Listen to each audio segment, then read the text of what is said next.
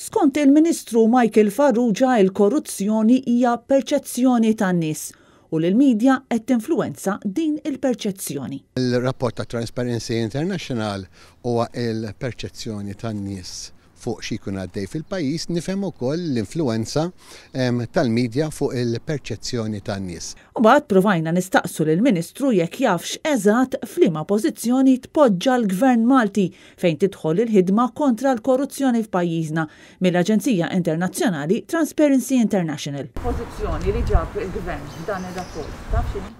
Naf fejn tidħol il-perċezzjoni. Tweġiba li kixfet kemm Michael Farrugia ma jafx.